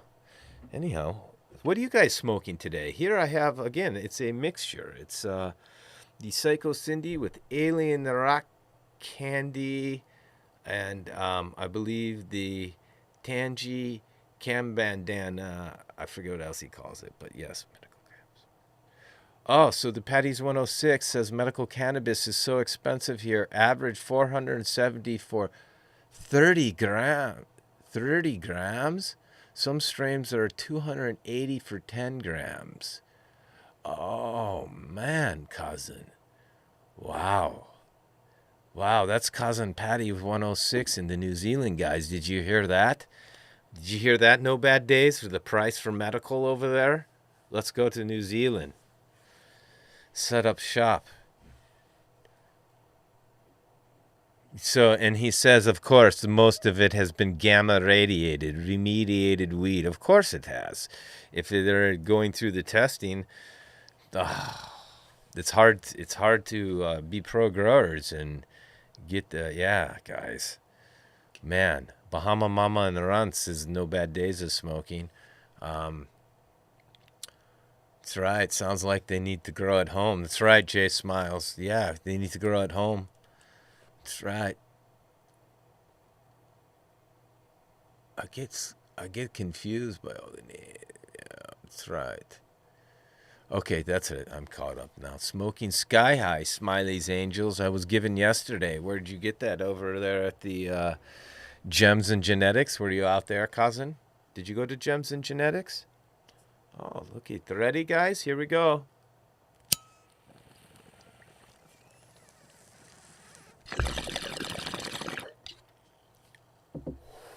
Choo-choo. That's a good one. I like you. Whew, I'm going to do another one of those. That's right. Oh, smoking on some homemade. Mongo 5. The Dutch Grow 420 is smoking on the homegrown Mongo 5. That's right. Best strain at the moment called Sour Apples 23. The Patty's 106 says he's got the best strain out there right now at the moment he has found. It's called Sour Apples. That's Z. Sour Apples 23. It says 23 THC and 1%. Yeah, apples. THC and 1% THC. Yes, rosin. Smoking the rosin, Dutch Grow. Yeah, I would like to be able to come to New Zealand sometimes. Hopefully they'll have cannabis events out there and get wind of your cousin Nikolai, bring me out to do a hosting or emceeing of the event. Yeah, Smiley's, you were there. Excellent, cousin. I wish most of those events, they're all on the west side of the state. It's like 3-hour drive for me. I can't make these events over on the west side of the state. I have to be at home every night, guys. I need in my place available service. You can do it, sir. I need in my place available service. You can do it, sir. That's right. Growing in the 816 is joined. Oops. Thank you, cousins. Jeez. What's wrong with my finger? It won't touch right. Formalities I will do. That's right, cousin. Get yourself a tent. And next strain coming out for Patty's 106. Next strain coming out is Gorilla Glue number 4. Yeah, right. Legendary. Is it Josie Wales? Was that what they call him? Is the original Gorilla Glue? That's right. Anyhow, there's 12 of us. Yeah, guys, so if any of you are watching now and you want to win a pack of seeds, it's still not too late. We've got a bit of time left here on the live stream, and you could go... Excuse me. You could go to Cousin Nikolai's website and go to the game show giveaway. I'll go to it right now. Let's go... Yeah, here, guys.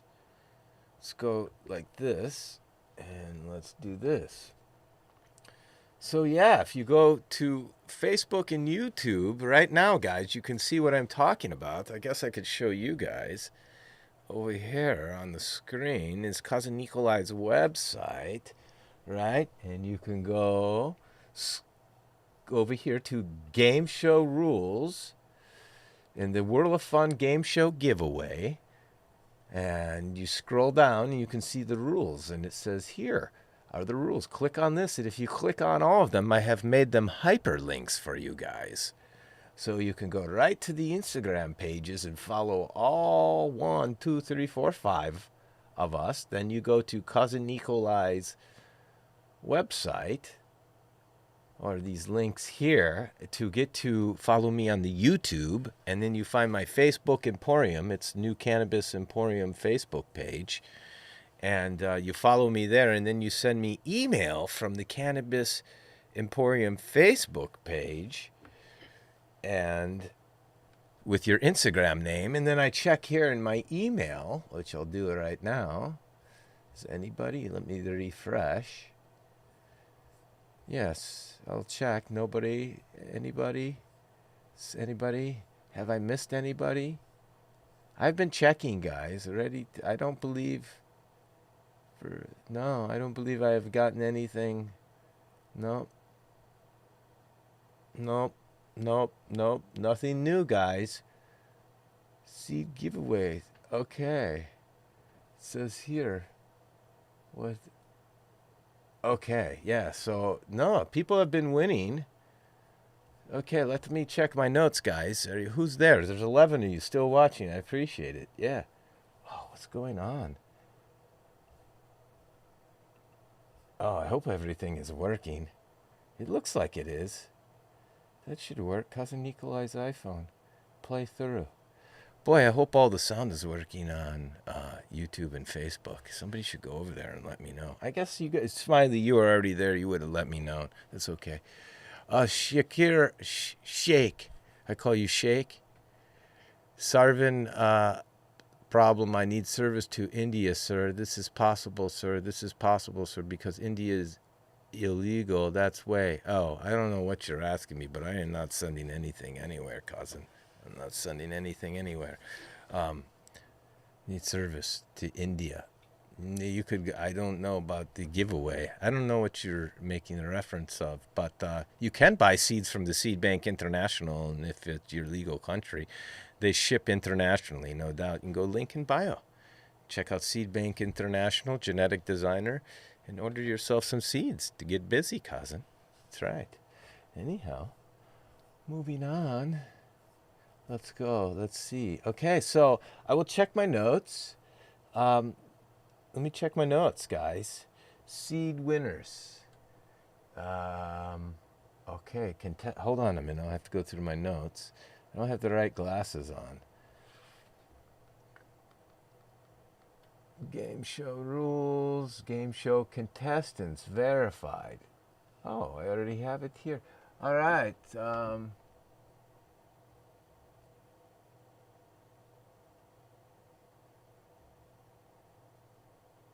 Okay. Jay Smiles, 52. You're here, aren't you? Aren't you supposed to win? Do you want to learn? Hey, it's cousin. Oh, look, somebody has joined in. I believe I just got an email. Somebody has done. Thanks for stopping by, world's famous cannabis cousin. So, cousin, if you sent me email, make sure to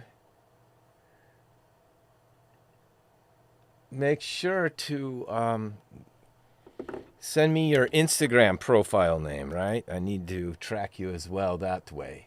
That's how we do it. That's how I'll know you on social media, but I'll get your real information through the email for your address. So, yeah, I only need your address if you win, which you probably will if you're a contestant, because you'll get a chance to spin, and it usually wins.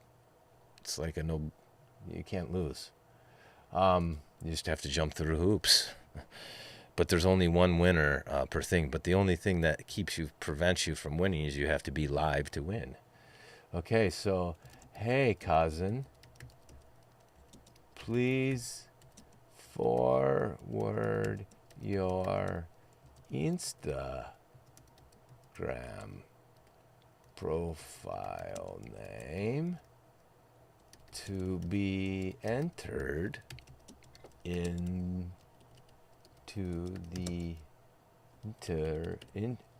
entered as a game show contestant. That's right. I didn't spell that right. Anyhow, good thing for spell check work. Contestant. Okay, this should be good.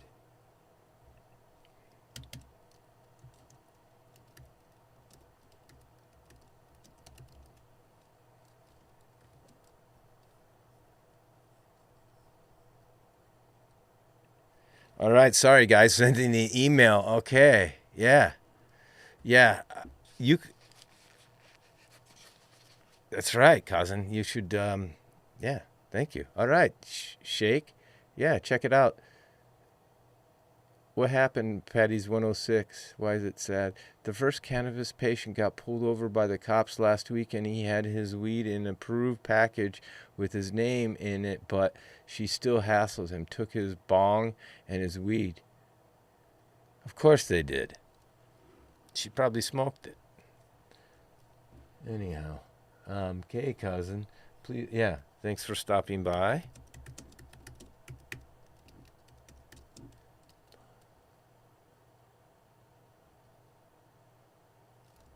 All right, yeah, I'm just trying to get out this email. I will check the other ones. I need a helper here. Okay, so yeah, cousin, let me check. So yeah, so next up to spin and win is the, on the gram, he goes the J Smiles 52. I didn't know that, Jay. I'm here. Right, you're here, cousin. All right. Yeah, thanks. Sorry, I kind of, winging it here. So yeah, you're up, cousin. That's great. So stay tuned. I'll have to make you wait a little longer because I have to get through this unboxing, which be a good time to do so now.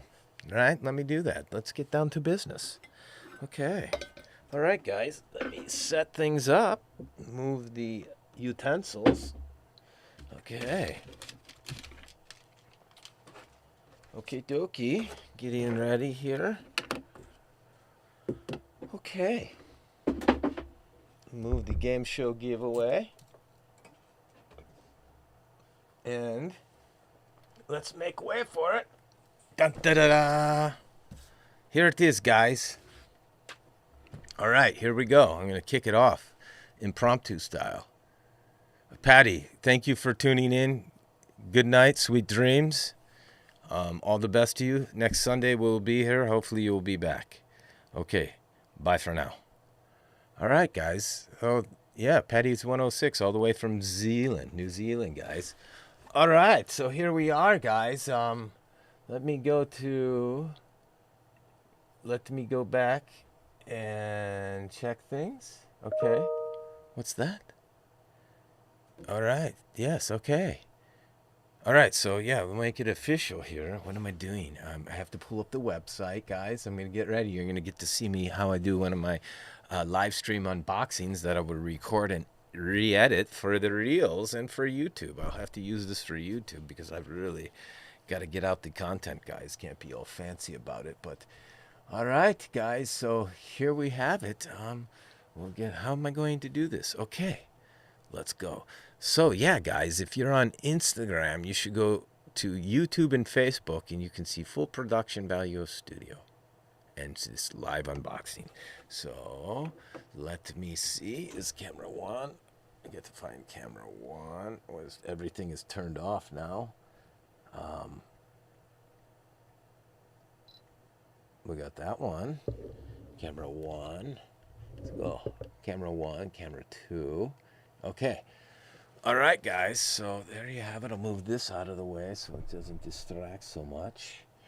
We got the unboxing right here. Okay. All right. Move this right here. It's perfect now. It's not in the way. We got that. Okay. All right, guys. So if you don't know, here you do. Now you do. Now you will. Here we go. All right. All right, guys. Let's start it off. I'll have to do an intro for it. It's like, okay, guys. Hi, I'm Cousin Nikolai, your cannabis cousin. That's right. Welcome to my cannabis product review show. That's right, where I bring you latest, greatest products for the horticultural and in the cannabis industry coming on scene. Where I bring you latest, greatest products coming on scene. I will edit that. That's right. Today, my friends, I have here for you the Aero Mixer. That's right. This is the mini mixer kit. Do you guys know about the Aero Mixer? Do you? Well, I will tell you. It's most excellent little all-in-one aerate and a water pump. You get to mix and aerate all in one with one pump. That's right, guys. It's the Aero Mixer. This right here is the mini kit, as I say. That's right. And let's get to it, okay? So, yeah. If you go to Facebook and YouTube, I will show you full production value of studio. You can go there and you can see the screen here where I will scroll through it. And since you guys here on Instagram, I'll show you a little screen and you can hear me go through it and talk. Or you can go to YouTube and Facebook and see this for yourself. But yes, guys, this is the Aero Mixer. Its price point is, this is the original one. And I have the Mini. Do I have the Aero Mixer Mini? That's right. I believe I have the Aero Mixer Mini Mixer Kit. Let me see. Let me find that one. Well, this is the big one, guys. This is the Aero Mixer Original. It's a pump made specifically for growers by growers with a dual purpose to mix nutrients and aerate feeding solutions with just one pump. That's right, guys. Aero Mixer makes feeding large and smaller gardens a breeze and reduces the need for air stones, air pumps, and pH up and down additives. That's right. It's rugged, handles up to 1/4 inch solid. It's rugged, it handles up to 1/4 inch solids, all in one, can mix and aerate. It's fast, saves time feeding, better, supports pH stabilization. Fertilizers types: teas and organic, synthetic or both, regular or small. That's right. That's right. What is this, the mixer? What is this, the Aero Mixer Mini? So yeah, they have different sizes. You have the regular for 3 to 5 foot tall tanks. You have the small for tanks under 3 feet, and then you have the tall for tanks over 5 feet. Your cousin Nikolai has the small, the mini, and this pump is specifically for smaller tanks. This price point is $250, guys, and as you can see here, it's little handheld pump. You drop it in there.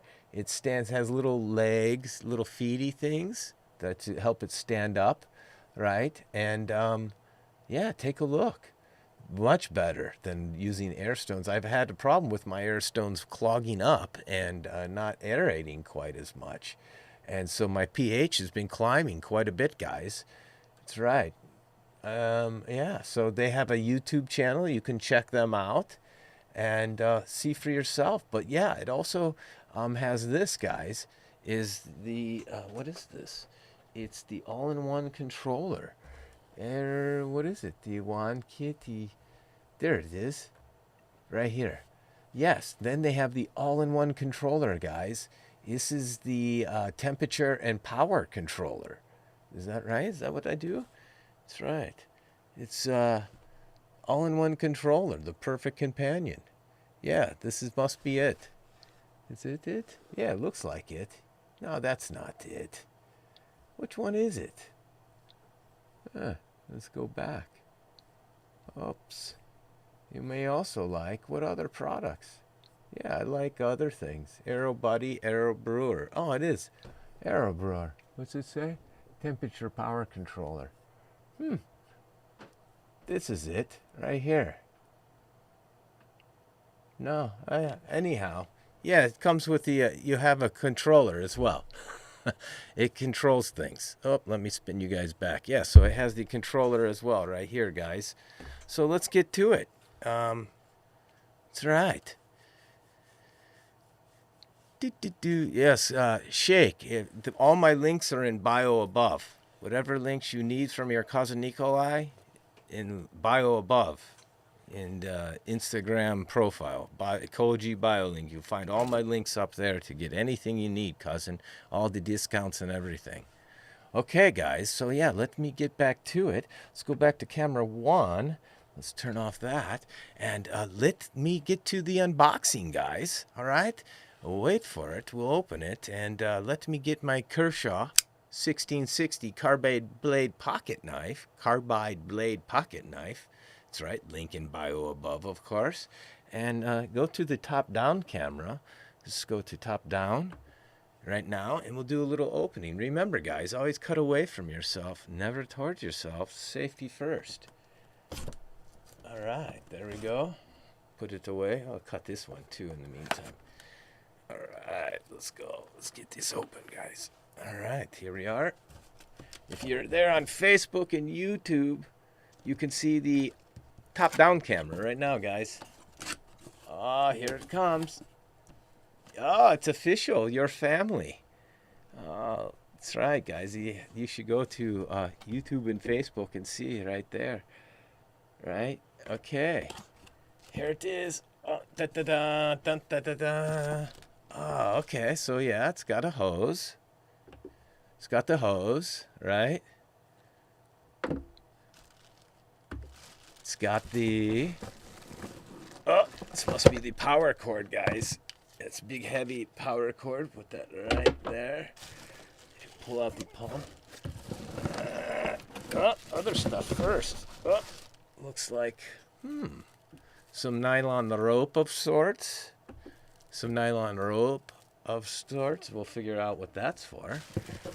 What else is in here? Oh, looks like we have the attachments, guys. Different attachments. Right? Some different attachments. Right? What else?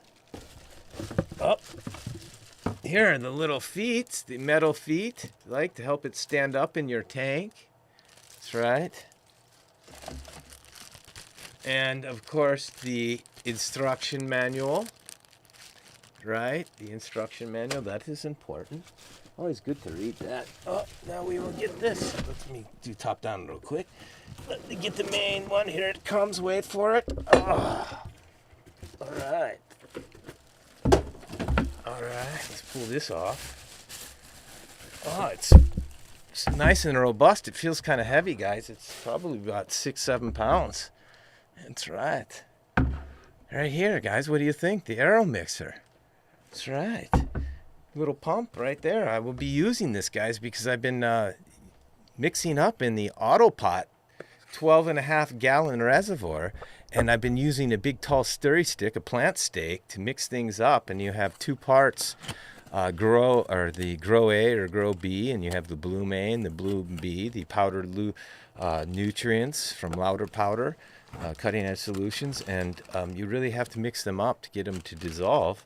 And I'm already jumping ahead of the game, so that's what you have to do. Oh yeah, so anyhow, let's go open the rest of it. This right here, I already opened it, is the Aero Brewer, guys.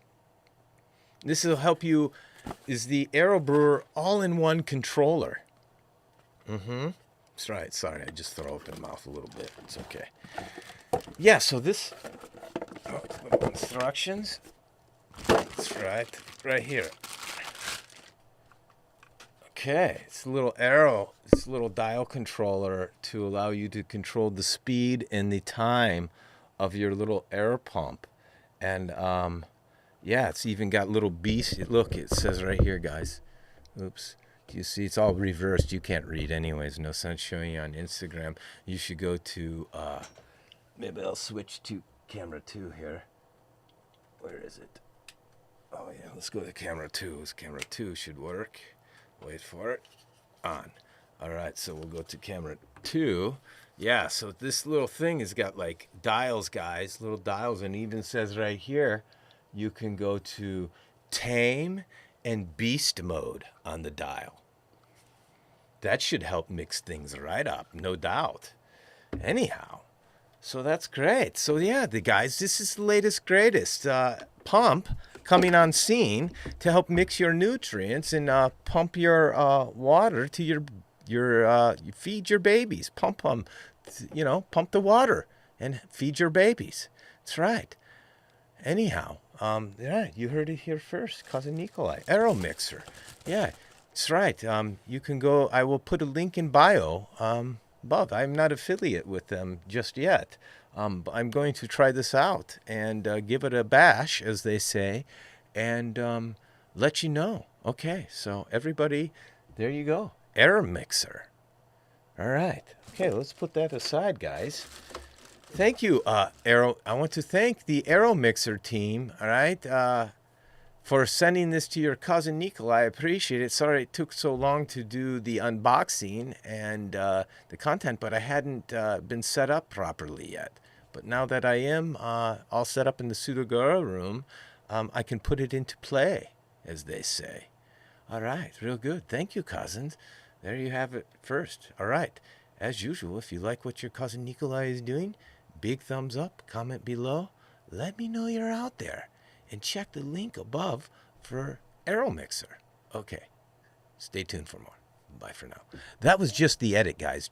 Okay, just kidding. That was just the final edit that I will do for the Aero Mixer. Okay, so let's put that aside. Right there. Put that down there. All right, I can't wait to get it into play, guys. I'm tired of mixing everything with the stir stick. All right, love the plant art in the background. Thank you, Jay Smiles. That if you like all of that, you can. What do I have it up here? I'll show you real quick. Let's find them. I believe the gold. Oh, I know how to find them. I'll show you real quick. If you go to my Koji bio links, cousin. Right here. Go to Koji bio link. I'll show everybody else on YouTube and Facebook. Yeah, guys, if you... Oops, off. Wait, that was supposed to be on. So, well, sorry. We'll go back to 1. I had top down on the whole time. Boy, that was terrible. Huh. I hope I did the outro right. Sorry, guys, getting a little confused here. So, yeah, I need to go to 4, and then I go to on, and there I'm there. So, yeah, if you go to my Koji link in bio, you were asking about the posters on the back. If you go, where are they? I thought I had them here. I don't. Yeah, gold leaf. Oh, I'll have to put them up there, cousin. I thought I had them up there. Good thing you asked. Yeah, I will be putting the link with a discount code. It's the Gold Leaf publications. Yeah. Or maybe pull them up. Gold Leaf. Cannabis art. Let's try. Yeah, guys. So, yeah, I'll show you real quick. Yeah, if you go to Facebook or YouTube. Yeah, it's the Gold Leaf, guys. And right here, Cannabis Culture is what we're looking in. They have great different like journals, and they have the artwork and reference cards. Most excellent, guys. Beautiful display of artwork and reference cards and materials that you can check out for yourself. I will put a link in my bio after the show, and you can get a discount, Cousin Nikolai affiliate code discount, and check them out for yourself. I'm sure it's coupon code cousin, but I will make it easy for you guys there. So yeah, if you want to check it out, Jay Smiles, there you go. All right, so there you have it. We're 20 minutes in. Let's do a giveaway, guys. Let's go back to camera 1. Let's turn that off. Yeah, I hope I didn't screw up that. I'll have to do that all over if I screwed that up. I thought I had it right. Anyhow, I probably didn't screw it up. So yeah, in the game show giveaway. Here we are. All right. Da-da-da-da. There we go. Game show giveaway. Spin you around right here, guys. You can see who wins. Right there. All right. Let's do this. All right. Game show giveaway. Dun, da, da, da. All right. Let me just check the emails, make sure I did not miss anything from anyone. Oh. Okay, Aaron, cousin, at Alico 12. I see you, cousin. You will be registered to be contestant for next week, okay? Because we have the Jay Smiles who jumped through the hoops just as you did last time, and he is on the contestant. But I will check that, and it looks like you have jumped the line on the last guy that sent the email because he didn't put the information in. Maybe he was just solicitor. He sent me email through a website, which is what I like, but did not send any information. Yes, the Alico 12, cousin. Yeah, so you don't have to send your address unless you're here next week and you spin and win, which you'll get to as long as you're here next week. All right, so Jay Smiles, what do you want to win today? Do you want to win the Leaf Cycle, the Smileys, the Starline? Or maybe you'll get really lucky and win the Cousin Nikolai and get a mystery seed pack or packs, some stickers, and a chillum. Right? A Cousin Nikolai chillum. Just like this. Oh. Or maybe it's like this. Hold on. That's the old style. Oh, Chris Mintak from Germany. Hello, cousin. All the way from Germany. How did you discover your Cousin Nikolai this morning live stream? How did you find us? Tell him. I'm curious. I'm curious about he left. How he found us. Yeah. Rhinos Grow 420. Hello, cousin. Thank you for joining. I got 7 of you guys all by myself. Jay Smiles. Yes, cousin. Which one do you want to win, Jay Smiles? Do you want to win Smiley, Starline, or Leaf Cycle, Private Reserve? I am having a good day, cousin. Thank you. Tired. I have to get busy today. Finish up the content, do some house chores, do some grocery shopping, and then I have to get to bed earlier and be on a better routine coming up. I'm burning the midnight oil too long. Oh, look, the Panda Cat. The Panda Cat on the YouTube. Thank you for joining. Oops. Yeah, everybody. Okay, so yeah, there we go. What's going on? I think I'm doing it. All right. Oh, you found me over at Shark. Right. Okay, Chris, thank you. That's great. The power of the Shark has brought you to me. Thank you. The networking is great. Well, I hope you enjoy it as much as you do the Shark. Jay Smiles, Leaf Cycle or your mystery prize? I'd be happy with anything, cousin, brother. Cousin, no problem. Thank you, Jay Smiles. Sure, I'd be happy with anything. Don't expect nothing. You're never let down in life, right? As they say. All right, so yeah, here we are, guys. Let's do a little spinny spin, right? Shall we? All right. Great. Here we are, 11:45. Ooh. Oh. All right, cousin, here we go.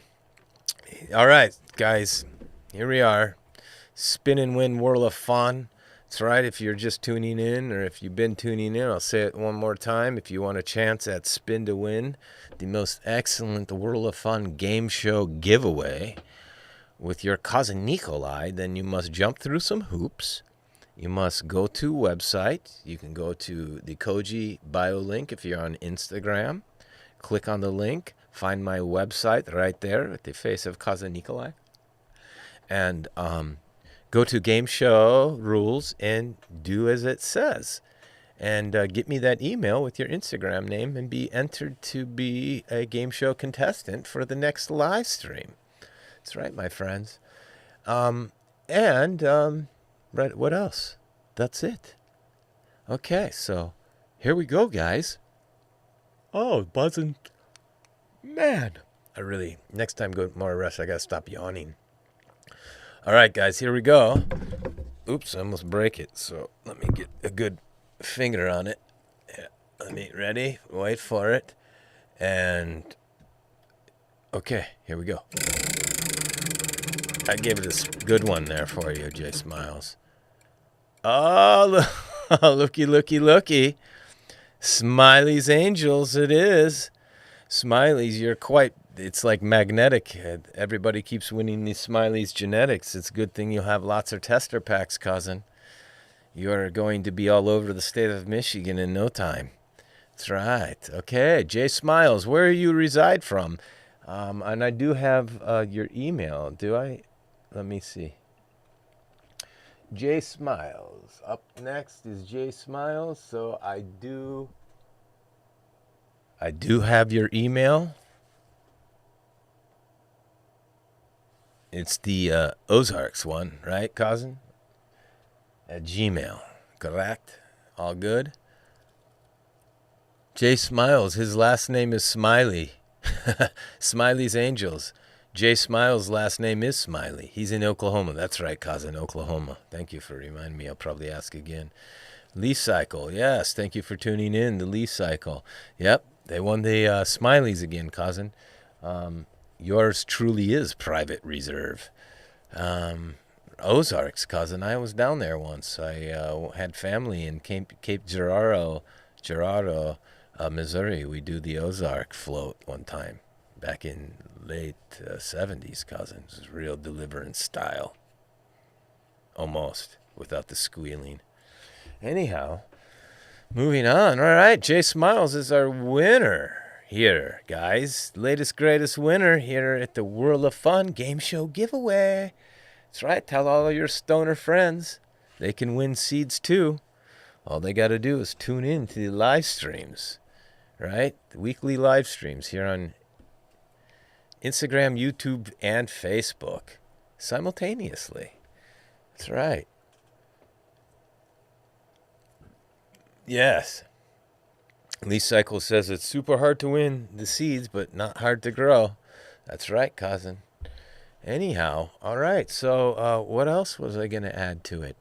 All right. Maybe I'll just stay here for a little second, answer any questions. Do you guys have any... excuse me. Do you guys have any suggestions for your cousin Nikolai for the show?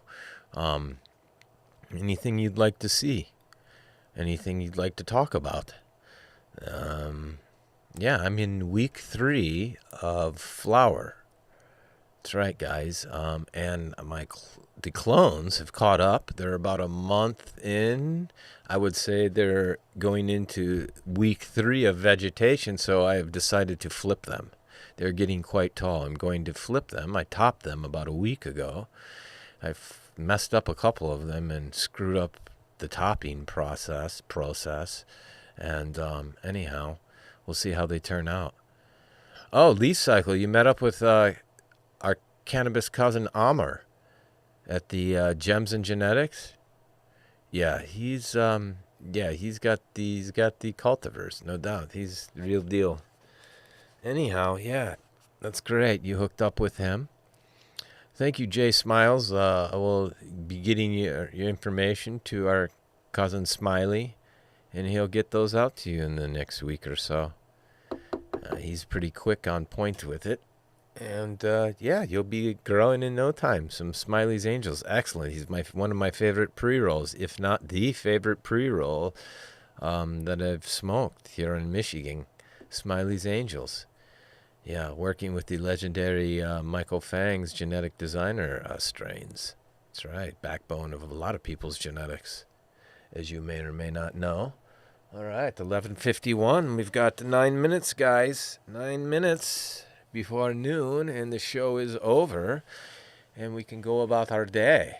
But I appreciate the 5 of you that are still here. Anybody have anything you want to add?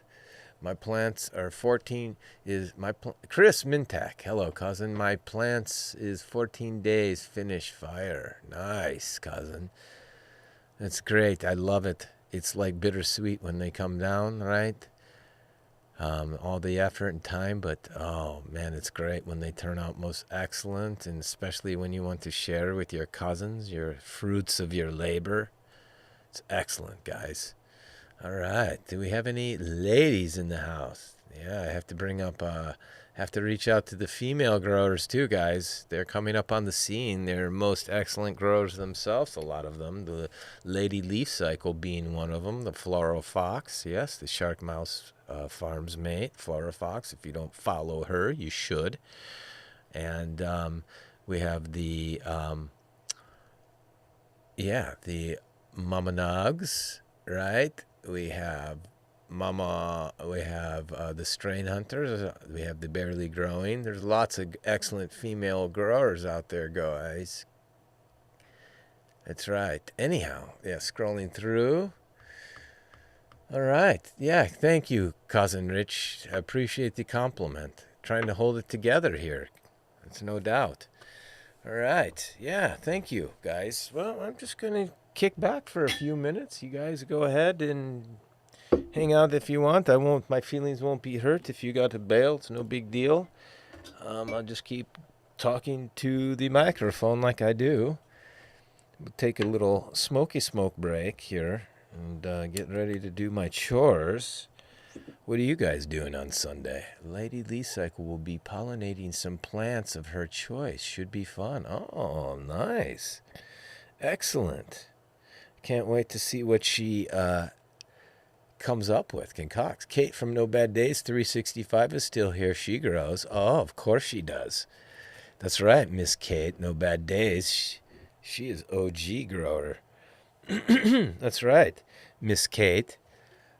Thank you for the treats. Been enjoying the little peanut butter like bars, those little ones there. I like them, tasty. I almost ate too many. Could not wake up next day.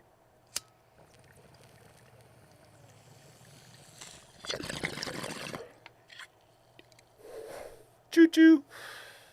This is a good one. All right. Excellent, guys. Yes, thank you, Leaf Cycle. Smoking on, I'm grinding up 3 buds today. The Psycho Cindy, the Alien Rock Candy one, I forget the other part of the name, and the Tangy Chem Bandana one. That's right.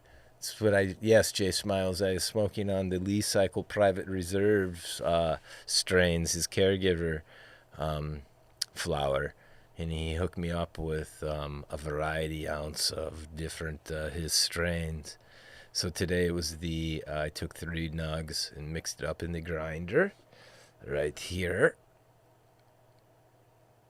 of the Alien Rock Candy, Psycho Cindy, and Tangy Chem Bandana. I can't say all the names quite right. But yeah, it's excellent. I likey. Thank you, cousins. Right, so next week, just so you know, I'm going to start the show off with the cup of the morning, first 20 minutes. Just you guys are watching on YouTube. That's excellent. It's better on YouTube, isn't it? Is there lag with the Instagram feed overlay in YouTube when you guys are watching live? Is there lag? Are you experiencing the breakup? Because when I edit afterwards, I don't see it for the main feed that comes through the computer. Not that that matters to you guys, but trying to figure out the techie tech. That's right. So the way the show will go typically is 20 minutes of a cup of the morning, just warming up, seeing what's going on with the gurus who chimes in. A little smoky smoke sash. Say hi to all you cousins. And then we will move on into some growers talk.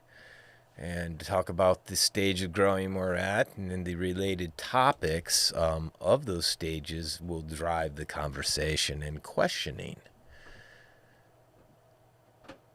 Yeah. I know. Okay, yeah, so let me rephrase, Cousin Rich. The lag and delay is fine. It's the bandwidth issues of the feed from Instagram that it's breaking up and not coming in, more or less. There's it's just bad connection, not enough bandwidth. So you're getting breaking up and stalling or whatever, cutting out. That's what I'm referencing. Thank you. Thank you for being my behind scenes tech guy, cousin. It's appreciated. Yeah, so the show, cup of the morning, growers talk. Then we'll move on into an unboxing of some latest, greatest product that will be either integrating into the grow or that I found useful or entertaining or just worth talking about, like these pictures here that the J Smiles complimented your cousin Nikolai on from the Gold Leaf publications. Cannabis, what is it? They call it the Gold Leaf... yes, right. Gold Leaf. I want to see how they call themselves. They call them Gold Leaf. Yeah, journals, prints, supplies for cannabis enthusiasts. Creates elegant, science-forward journals, arts, prints, posters, and supplies. That's what they are. So that's most excellent.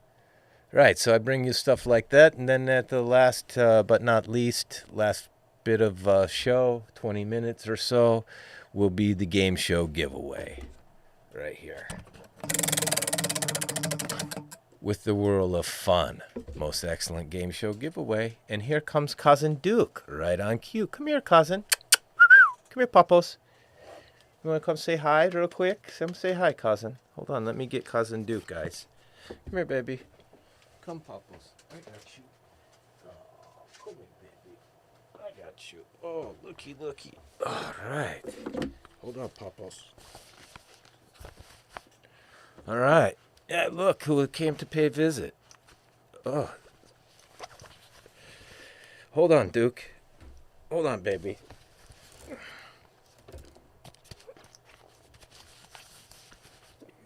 Oh, you're going to fall. Here. Oops. Sorry, I didn't mean to put my finger right there. All right, look, our cousin Duke has come to say hello. Hi, baby Popos. Yes, cousin Duke in the house, guys. All right, thanks, Rich. You said that it was doing fine today. See, you guys, if there's lag on Instagram, you should go to YouTube and Facebook. The feeds are better there. Anyhow, you get full production value of studio. Looks like it's time for cousin Duke to go out, guys, and do his business, as they say. All right, guys, as usual, we'll sign off here. It's noon, right? Oh, what did I do? Let's get back to screens. All right, here we go, guys. Yeah, all right, so let's leave you with the sponsored music, the Rockstead Band, guys. All right. Okay, hold on, cousin Duke. Let's say bye properly. Sit up for the camera. All right, guys, as usual, if you like, I'm going to lose my microphone and headphones. All right, guys, as usual, if you like what your cousin Nikolai is doing, big thumbs up, comment below, let me know you're out there. All right, guys? Okay, and I'll see you next Sunday. Okay, guys? Right. Okay, guys. Bye for now. All right. Thank you, Rockstead, for letting me use your music. Chris, it's 6 a.m. Rise and shine in Germany, cousin. Thank you. I'll see you next Sunday, hopefully, cousin. Send me an email. You'll win chance to win seeds, okay? All right? Jump through the hoops. Go to website. Game Show Rules. Follow them. All right? Send me email with your Instagram name, all that. Okay, guys. Rockstead. I'll leave you with that.